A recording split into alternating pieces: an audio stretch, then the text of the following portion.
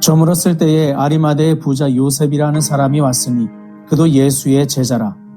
빌라도에게 가서 예수의 시체를 달라 하니 이에 빌라도가 내주라 명령하거늘 요셉이 시체를 가져다가 깨끗한 세마포로 싸서 바위 속에 판 자기 새 무덤에 넣어두고 큰 돌을 굴려 무덤 문에 놓고 가니 거기 막달라 마리아와 다른 마리아가 무덤을 향하여 앉았더라. 그 이튿날은 준비일 다음 날이라.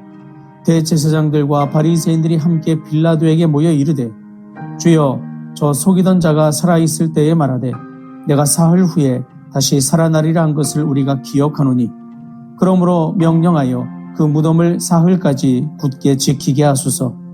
그의 제자들이 와서 시체를 도둑질하여 가고 백성에게 말하되 그가 죽은 자 가운데서 살아났다 하면 후의 속임이 전보다 더 클까 하나이다 하니 빌라도가 이르되 너희에게 경비병이 있으니 가서 힘대로 굳게 지키라 하거늘 그들이 경비병과 함께 가서 돌을 임봉하고 무덤을 굳게 지키니라. 아멘. 안녕하세요. 데이바이블 조용재 목사입니다. 저명한 기독교 변증가 C.S. 루이스는 이런 말을 했습니다.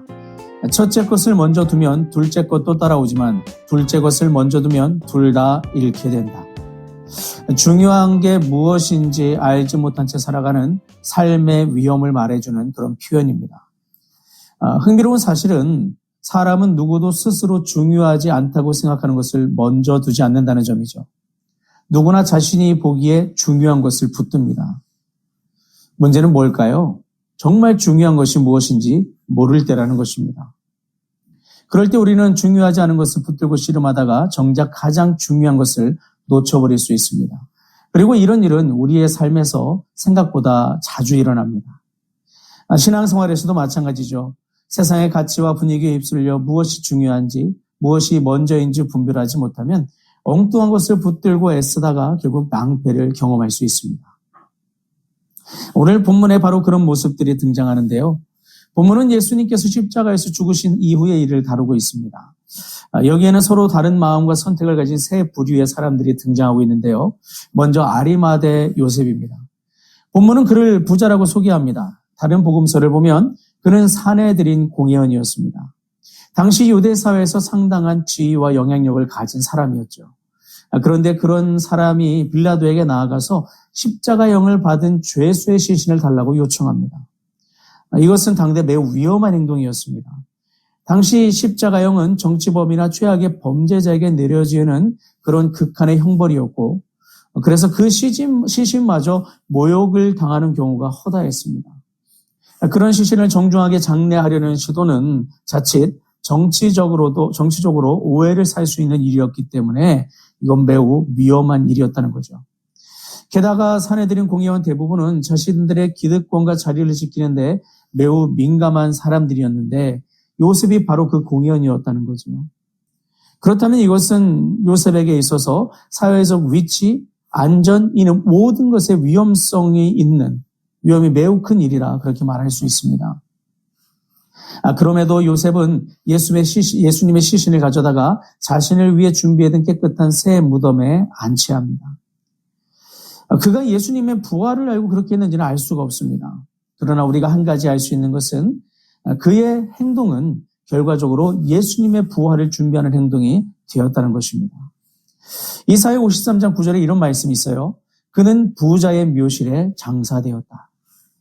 요셉의 행동은 단순한 호의가 아니라 메시아에 대한 예언이 성취되는 장면으로 쓰임받았다는 겁니다. 요셉에게는 분명한 기준이 있었습니다. 자신의 안위보다, 자신의 재산보다, 자신의 위치보다 예수님이 더 중요했던 것입니다. 그래서 그는 그분의 명예를 지키는 일을 선택했습니다. 그래서 예수님 앞에 예수님의 시신을 달라고 해서 예수님을 그 무덤에 안치하게 되었죠. 모든 위험을 무릅쓰고 말이죠. 그런데 이런 요셉의 행동을 넘어서 또 다른 사람들을 우리가 볼 수 있는데요. 바로 유대 종교 지도자들이었습니다. 그들은 여전히 자신들의 기득권과 권력을 지키는 것이 가장 중요했습니다. 그래서 매우 치밀하게 움직입니다. 그들은 빌라도에게 가서 이렇게 말하죠. 저 사람이 살아있을 때 3일 후에 다시 살아난다고 말했습니다. 그러니 제자들이 와서 시체를 훔쳐가고 백성들에게 부활했다고 말할 수 있습니다. 이 말은 무엇을 지금 빌라도한테 얘기하고 암묵적으로 압박을 주고 있냐면 예수가 다시 그가 말한 대로 살아났다고 하면은 군중들이 소요를 일으킬 수도 있습니다. 라고 하면서 빌라도의 가장 약한 고리를 건드린 거예요. 빌라도는 소요를 무서워하거든요. 정치적인 입지가 흔들릴 수 있는 그런 요건이 되기 때문에 빌라도는 그걸 싫어합니다. 그래서 빌라도가 이들의 말을 듣고 너희들이 원하는 대로 그럼 가서 경비병을 두어서 거길 지키게 하면 되지 않겠느냐 해서 그 일을 허락해 줘요. 그렇게 이 유대 종교 지도자들은 예수님의 부활을 막으려고 했습니다. 그런데 여기서 놀라운 일이 일어나죠. 예수의 적들이 부활을 막으려 했지만 하나님은 그들을 부활의 증거로 세우는 그 도구로 사용하셨습니다. 부활의 증거를 그들의 악한 그런 행동을 통해 사용하셔서 세우셨다는 거예요. 무덤의 위치가 공식적으로 확인되었죠. 무덤이 봉인되었습니다. 경비병까지 배치되었어요. 그런 상황에 예수님이 부활해버리시면 이것에 대해서 부인할 수 있는 그런 근거가 없어지는 겁니다. 그들의 행동은 결국 하나님께 그렇게 쓰임받게 되었죠. 그리고 나서 한 부류의 사람도 볼 수 있습니다. 바로 여인들입니다.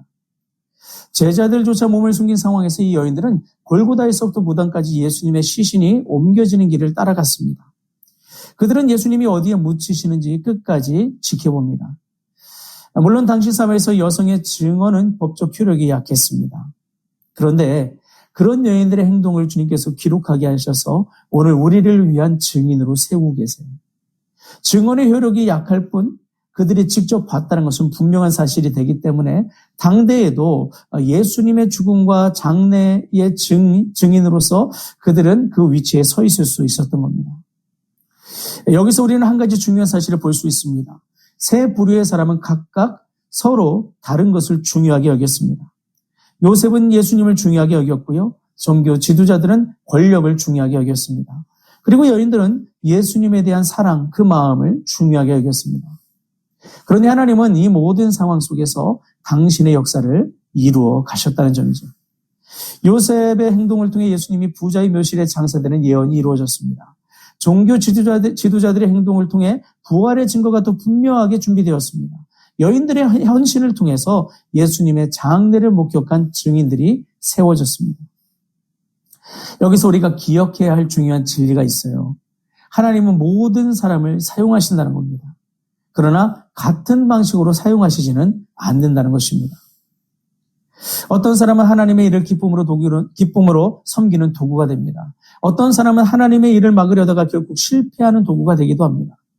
문제는 하나님이 이 일을 이루시느냐 하는 점이 아니에요. 중요한 건 우리가 하나님이 그 일을 하실 때에 어느 편에 서 있느냐가 더 중요하다는 겁니다. 우리가 다 알고 믿고 있듯이 예수님은 부활하셨습니다. 결국 주님은 부활하셨어요. 그 부활 이후의 시대에 요셉과 같은 사람들, 여인과 같은 사람들은 주님의 시대를 살고 교회의 시대를 살며 하나님의 영광을 입어 살아갑니다. 그러나 종교 지도자들은 끝까지 예수님을 거부했고 그 결과 교회의 시대 속으로 들어오지 못하게 되었죠. 여러분, 이러한 성경 안에 담겨있는 인물들의 모습을 통해서 오늘 우리는 이 부활의 시대를 살아가면서 우리가 생각해야 될 교훈이 있습니다. 하나님은 지금도 당신의 역사를 이루어 가십니다. 우리는 그 역사를 막을 수도 없고 멈출 수도 없습니다. 그러나 한 가지는 선택할 수 있습니다. 우리가 무엇을 가장 중요하게 여기며 살아갈 것인가 하는 바로 그것입니다. 예수님 우리에게 이렇게 말씀하셨죠. 너희는 먼저 그의 나라와 그의 의를 구하라. 때로 우리가 살아갈 때 일이 잘 풀리지 않는 것처럼 보일 수 있고 모든 것이 막힌 것처럼 느껴질 때도 있습니다. 그러나 우리가 주님을 향한 마음을 놓지 않고 하나님 나라의 길을 붙들고 살아간다면 하나님의 때에 그 모든 것은 결국 주님의 영광을 드러나는 그 길이 될 것입니다. 세상에서 아무리 힘이 강한 사람이라도 하나님을 능가할 수는 없습니다. 하나님이 역사의 주인이 되시기 때문입니다. 그러므로 오늘 우리의 삶 속에서도 가장 중요한 것이 무엇인지, 믿음의 길을 걸어갈 때 우리가 분명히 선택하고 붙들어야 될 것이 무엇인지를 깨달아 알 수 있는 그 지혜와 분별의 힘을 구하십시오. 그것을 해낼 수 있는 믿음을 구하십시오.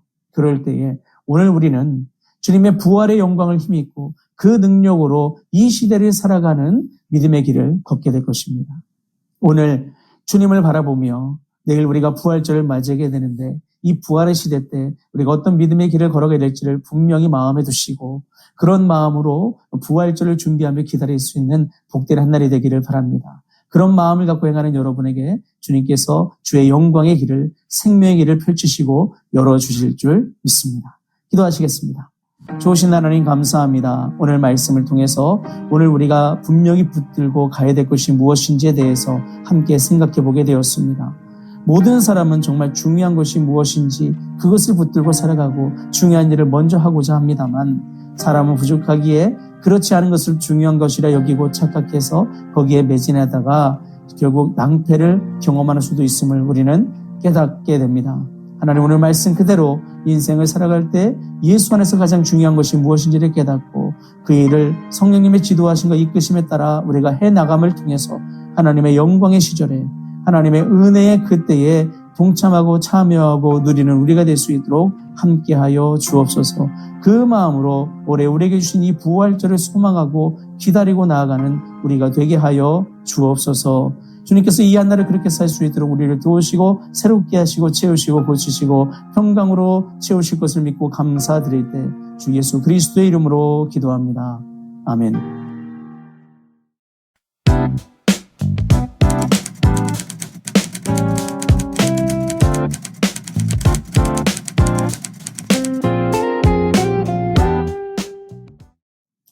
예, 오늘도 주님 안에서 은혜의 길로 행하시는 여러분과 제가 될 수 있기를 주님의 이름으로 축원합니다. 주님 안에서 사랑합니다. 그리고 축복합니다.